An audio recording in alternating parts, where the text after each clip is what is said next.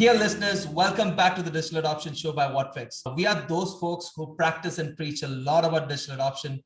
And in our journey so far, we have hosted luminaries and influencers and discussed how they have helped companies upskill their human resources, train them, and how they have successfully helped in making the workforce a better possible version of themselves. So I'm your host, Gokul Suresh from WhatFix, and it's my pleasure today to welcome our guest, Mark Nemeth, Senior Director of Learning and Innovation at PTC. So with over a decade of experience in learning and development, Mark brings to us today's collective knowledge in employee training and organization development, talent development, instructional design, and a lot more, right? So prior to PTC, Mark has also led teams at MathWorks and Experian. Mark, welcome to the Digital Adoption Show, and really excited to for this conversation today and to learn more from your experience and the amazing organization that you work with. Gokul, thank you for having me. I'm honored to be here. Awesome. So Mark, before we kickstart the podcast, I'm sure there's plenty to add on your introduction side, right? So what else would you want to share about you and your interest for the audience? Oh, I would just say I'm a lifetime learner. I think my first training job was when I was 13 years old, and I discovered that I learn best by teaching and having to explain it to others. And I'm honored to have had the good fortune to find my passion. So. Yeah, and I'm really curious, from your background, is your passion also, working on the collectibles? I see DeLorean there. I see, so many amusing things there, right? I mean, what about that? So I think we spend so much time online these days and so much time trying to connect with others in a very human way through a digital world. And one way that I've tried to do that is by visually sharing a few things about myself that can kind of be consumed by the viewer at their leisure. So behind me, there's a series of books. Reading is a passion of mine. And I try to keep the titles on rotation to occasionally spur conversation. I am a child of the 80s. I'm a lover of 80s fan films. And so the DeLorean and the concept of going back and changing things has always been fascinating to me. I've had a very kind of twisted, unique journey, road, many adventures along the way. And so I'm often reminded that if I could go back and change things, I probably wouldn't, because I love where I am now. And the last piece is I have a globe back here and the letters OTD for organizational and talent development. And it's a good reminder every day that we really are a global company. We are kind of one world coming together, and especially these days, all experiencing the same thing with COVID, and to use that as an opportunity for further connection. So. So I think each and everything in your background, it's curated for, and it's meaningful, right? I mean, that's the whole gist which I'm getting over here. Amazing, man. I mean, love. It's a pure icebreaker, I would say, right? Awesome. Mission accomplished then. Yeah, so. Definitely. Just a prelude to what Digital Adoption Show is all about, right? So we are kickstarting yet another season of the Digital Adoption Show now, and you're one of the first few guests for this year. And, interestingly, I was looking through your background and I saw that you joined PTC about 10 months back. That's just after the pandemic kicked in, right? Yes. And so definitely in a challenging role during a challenging period, right? So how has that worked for you? And especially with the entire remote setup across the world? So I think, first of all, I wasn't looking to change jobs during a pandemic. It wasn't like during a global crisis, you're like, you know what? It just makes sense to make a career change. However, I was really inspired by PTC and what PTC does. And being a very transparent person by nature, and also being someone that is very often in a new hire orientation, explaining what a company does to new employees, it was very important for me to work for a place that I really believed in and that I really thought is making the world a better place. And PTC is absolutely doing that. Its whole mission, its whole drive is to empower the creators in the world with better tools to create what the world needs. And so, especially in a global pandemic, it was a stress reliever to wake up every morning and to know that our combined efforts are going towards that end. Secondly, I'm a lover of technology, and as a teacher, I'm always looking for ways to use technology in new ways to reach the audience. And PTC is doing the exact same thing with our customers and through our customers to their customers. So things like augmented reality and virtual reality and being able to bring key information to people where they are in their moment of need for that information is exactly the same thing that I strive to do every day. And so it really felt like a wonderful connection between personal passions and personal interests and company's mission and vision. So that's what inspired me to make the change. And honestly, I have found that to be true every day since I've joined. So I'm honored to be part of the team. I'm really happy for you, man. And I think, the passion meets purpose thing, right? I mean, that's ultimately it. It's funny because there's so much in the media around passion. Live your passion, find what you love, and you'll never work a day in your life, right? And in my experience, that's a bit unfair to get all that media coverage because it creates an amazing amount of pressure on folks to evaluate everything that they do professionally. And do I really love it, or do I kind of like it, or am I doing it for a paycheck, right? In my personal experience, and this is just me personally, I have found that finding your passion in your first job is like finding true love in high school, or early school. Like lightning may strike and you might find the love of your life at a very early age, and that relationship is meant to be for the rest of your life. And if that's the case, great. If not, I know I had to date a fair amount of people and give myself a fair amount of time to learn what I was really looking for in true love. And I'm very fortunate to have found the love of my life, and I'm married and have 2 kids. So I'm very fortunate there. But very similarly in our careers, I think you just need to go and get a job and start to experience the things that you like and you don't like, and then start to build a list of things that you like and try to make your next job have more of a percentage of the things you like. And eventually, I think you get to the point where you're like, okay, now I know kind of the work that'll really be passionate for me. And then you can drive professional development in that direction. Yep. So. Totally. I mean, I love that answer, by the way, Mark. Thank you. It's inspiring, All right. It's as often as we speak, and learning and development is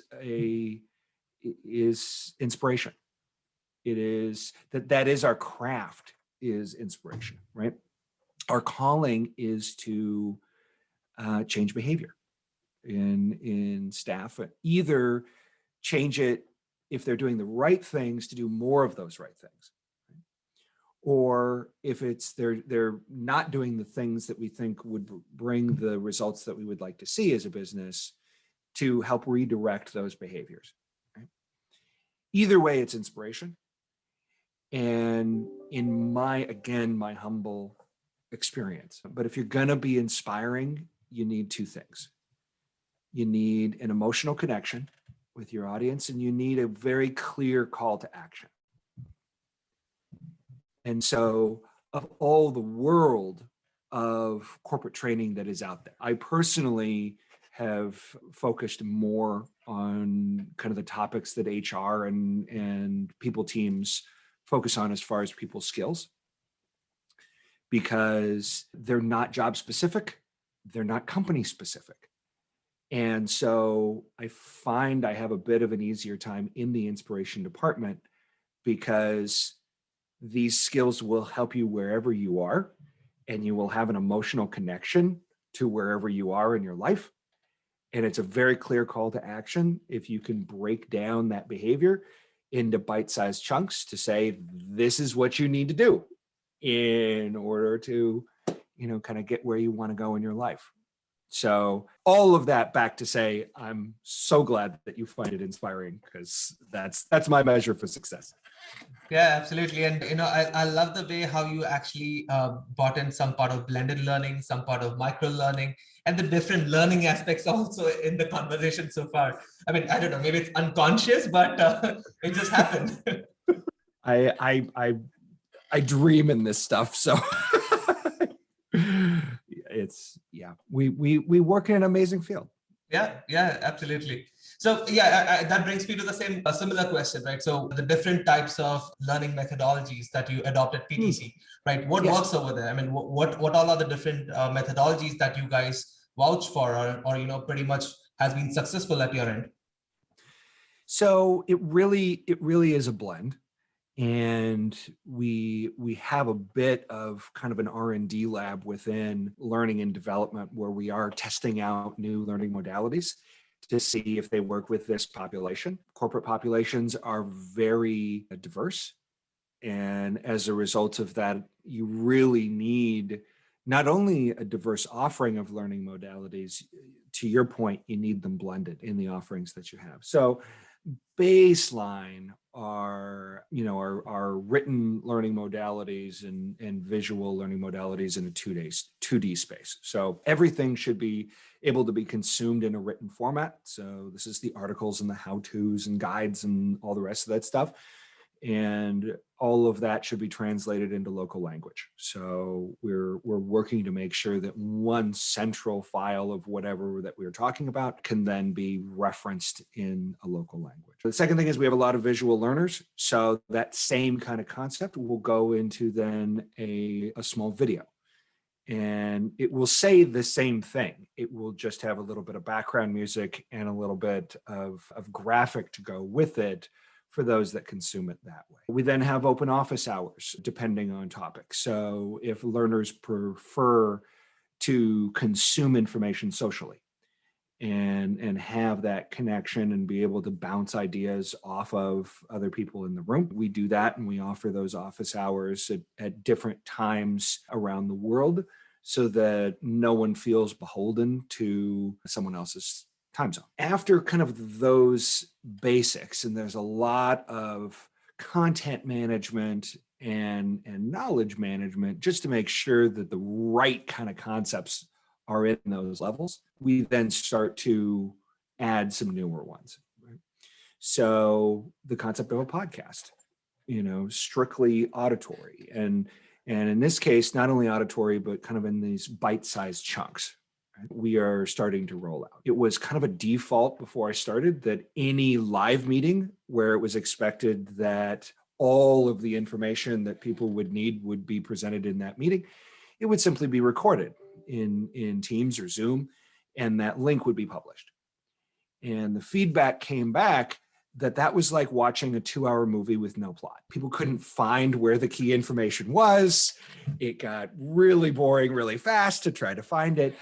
And so now we are not only adding transcription to those recordings so that people can hop from topic to topic and kind of smartly scan through all of the content in those, but we are taking that content out and turning it into podcasts.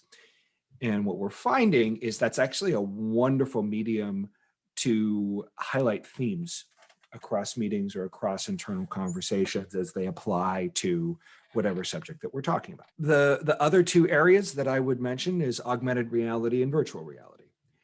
So in a world where it doesn't matter where you physically are, as long as we can connect to your brain, right? There are some things that are just good to see physically in front of you.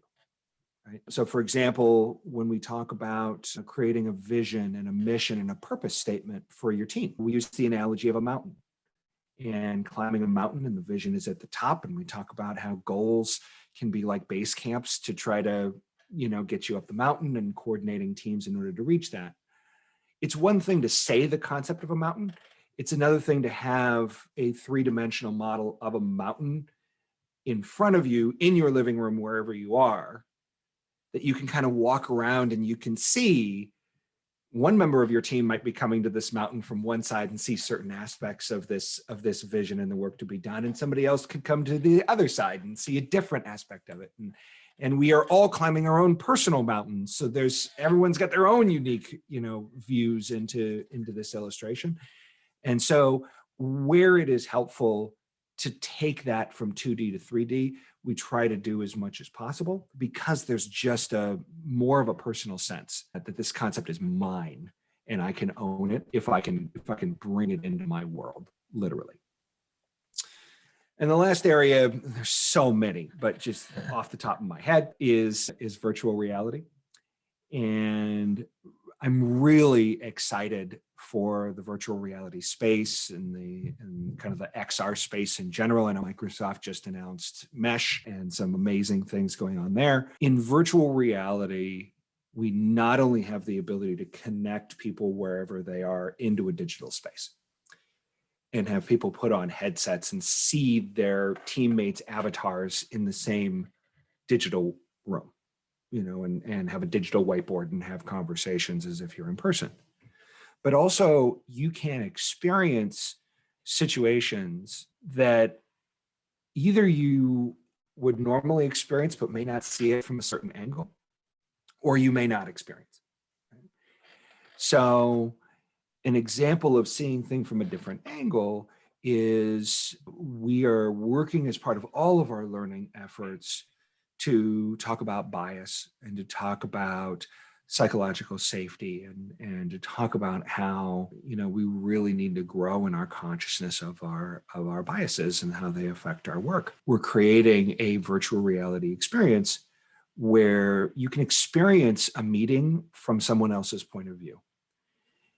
And through that experience, you can see some of the many, many microaggressions that can be happening in that room, but you may not notice them per se if they're not targeted against you, right? And so that kind of experience helps you change your perspective, helps expand your perspective, and hopefully increase your emotional intelligence. Other situations where you might not be in that room, it's not changing your perspective, it's giving you a view into a room you're not in, is a leadership development and new manager training. We often joke that management is the one job that we kind of tell you nothing about until you're already in the job.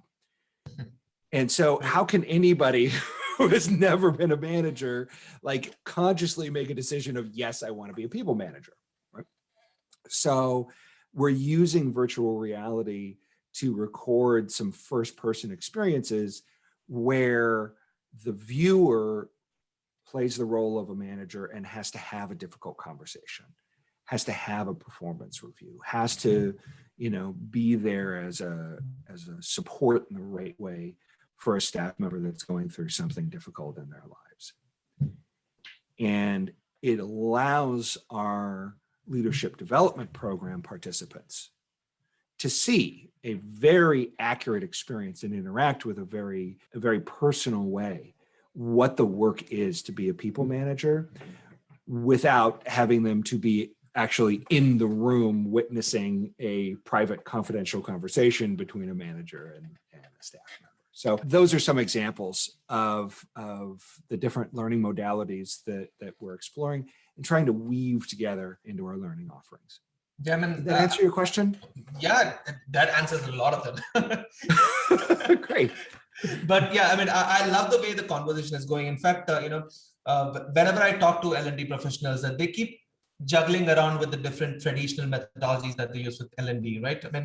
We've come way far from there. We are talking about VR here, where you're pretty much like you're in your manager's shoes and you're actually playing that role over there. It's come to a level where the interactivity has climbed the entire content aspect, right? From the baselines. So what do you think about that case? There's so many companies, so many organizations still sticking to the traditional methodology of learning, right? But there's so much out there, right? How is that? How do you change that mindset? Oh, that's really hard, Nicole. That's really hard. And the thing is, you get muscle memory and you get used to delivering information and facilitating conversations in a certain way. We all do, right? You know, I personally love being in front of a room and facilitating conversation live and in person. There's so much data that you get just from being able to see people's body language, you know, and their responses to different concepts, that having to move to a digital space was really hard for me, honestly. And so I can absolutely empathize with those that are like, look, I've been creating articles for the last 20 years. I'm creating articles and that's how I do my training program. Or I've just done instructor-led training and we have spent millions of dollars on an in-person training facility.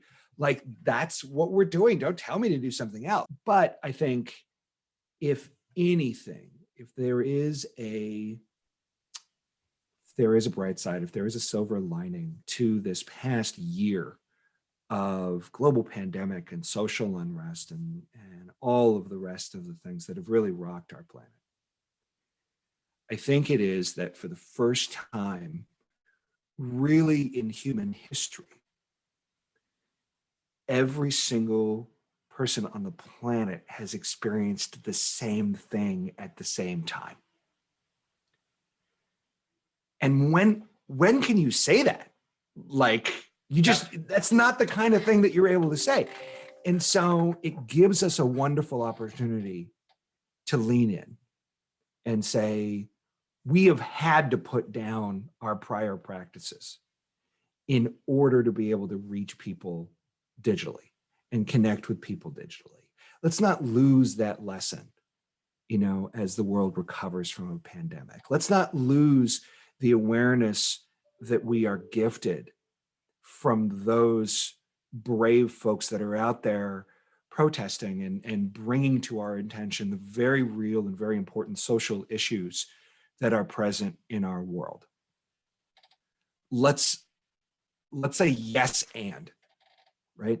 Let's lean into it and say, we have been masters at prior learning modalities, and now we have an opportunity to get more comfortable with these. And if anything, I think the more you lean into that, the more you lean into new learning modalities, the more they actually disappear.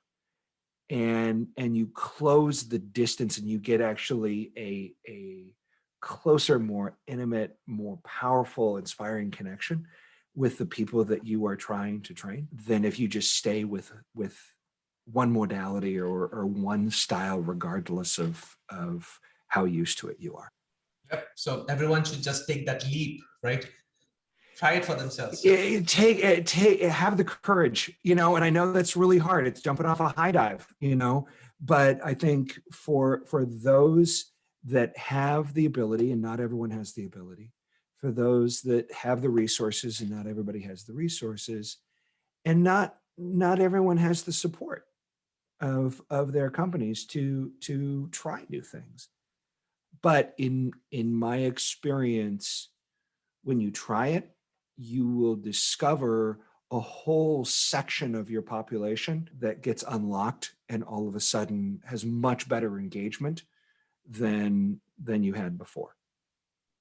And that also goes back to know your audience, right? So I'm not suggesting try VR just for VR's sake, you know, or AR for AR's sake. Mm-hmm. But if you are leaning into that connection and you are having that honest conversation with staff wherever they are, and you ask, how do you consume information, right?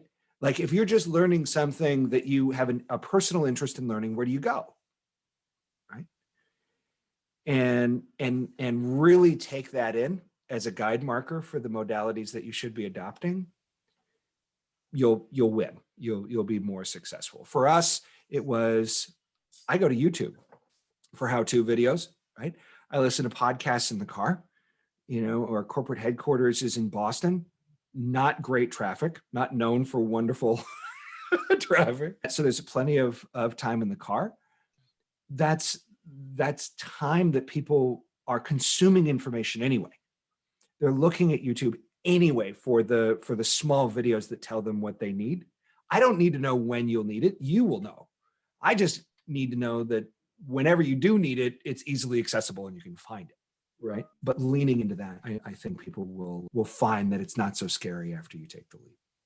Yep, take the leap, guys. That's what it is, right? All right. So I had one really interesting question for you, and it was something which you mentioned in the prior calls as well about unconscious bias training, right? So yeah, I mean, I had a quick read about it in Wikipedia. I'd love to understand a lot more from you, especially since there are two sides to it, right? People who love it and people who are still skeptical. So I will preface this by saying I'm not an expert in the field at all, and we're very fortunate to have a diversity, equity, and inclusion team at PTC that are the real experts. But what I would say is, if there are things that you are doing in your life that are unconscious, and there are tons of things that we do unconsciously every day. You know, there are days when back when I used to commute into a physical building, I might drive home and I might be thinking about other things and totally forget how I got home.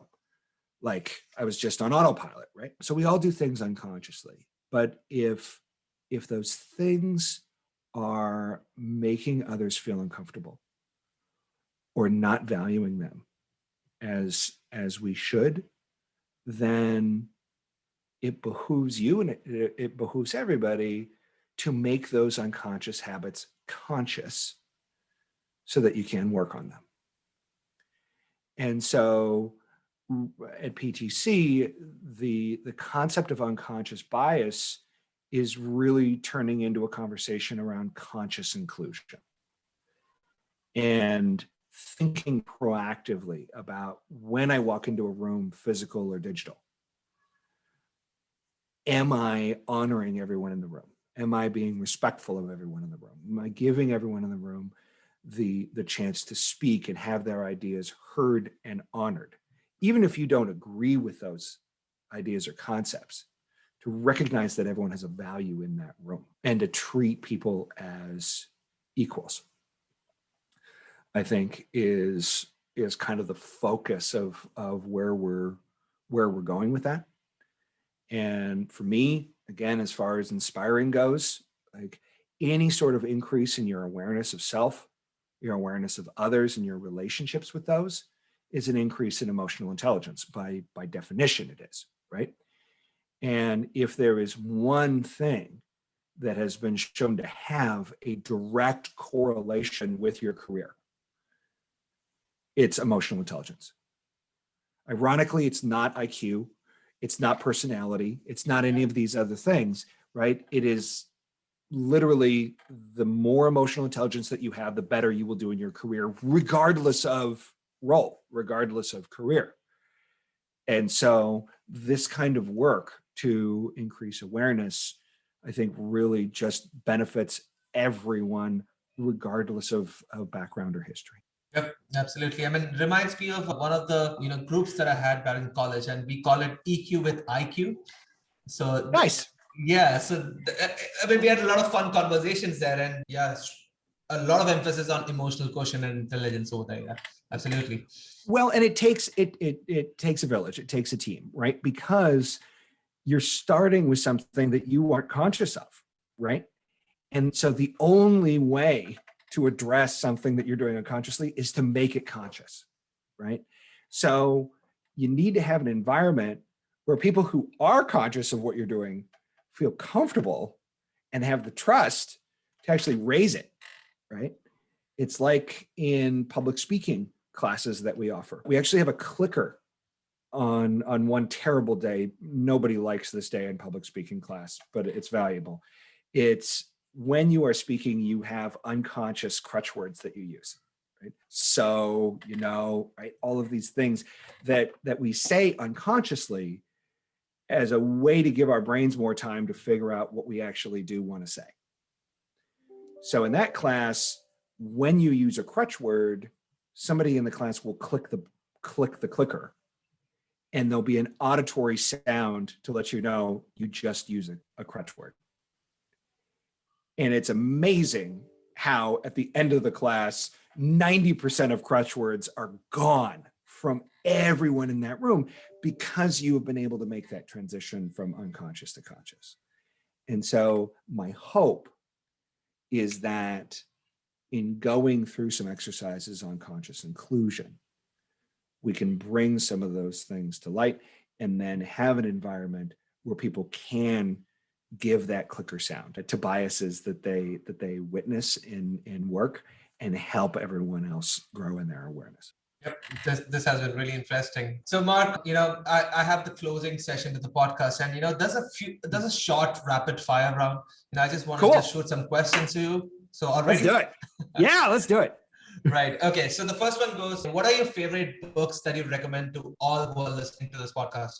And I know there's plenty on the background, but yeah. I would say Emotional Intelligence 2.0 is a good one to talk about emotional intelligence and everything we've just talked about. Servant Leadership is another good one to talk about the role of a leader on a team. As I think it was FDR that said, my job as a leader is to set the vision and say thank you.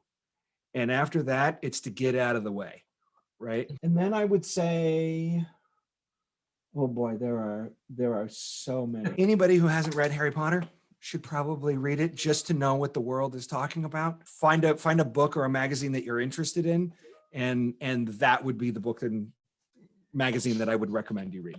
Yep, awesome. So then the next question is, so as a thought leader in the space, I'm sure that many who you look up to as well. So who are they? Oh, I'm very fortunate that my boss, my boss's boss, and my boss's boss's boss are all people that I really admire in the space. I would say Simon Sinek is a wonderful resource that I look up to. I think his name is Sir Ken Richardson, I think, but he is also a TED speaker that talks about education in general and how we can do a better job for our children. And so many of those concepts are applicable to adult education as well. And then I would say the last person is my wife, who is a public school, high school music, art, and drama teacher that teaches diversity through those concepts and is an inspiration to me every day. Awesome.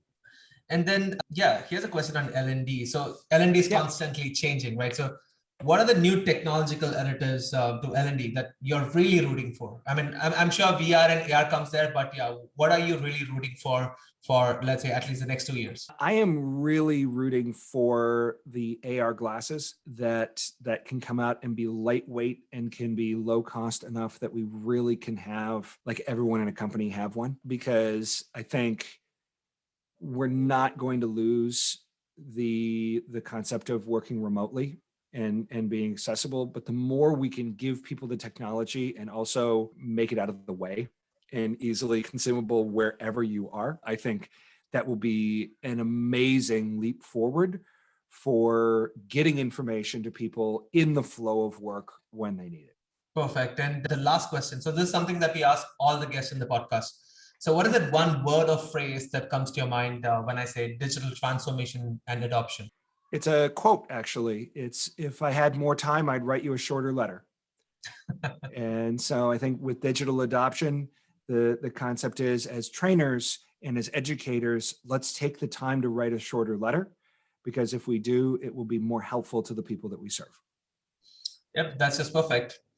So, well, guys, there we go. So we have come to the end of yet another episode of the Digital Adoption Show. Once again, Mark, thanks a lot for joining on this podcast. This was fun and a lot of new things for me and the audience to learn about. So before we close, Mark, it would be awesome if you could share how people could reach out to you and also some closing notes as such. Absolutely. So I'm on LinkedIn, so please connect with me there. My email addresses are all there, so I would say find me on LinkedIn, and also just thank you to all of your listeners for being interested in this topic, showing intellectual curiosity. And in case no one has said it today, thank you so much for all you do. Thanks, Mark. That's Mark Nemeth, guys. Thanks to everyone who is listening to this podcast now, and stay tuned to the Digital Adoption Show for more great content and some really incredible speakers. So have a great one. Thank you.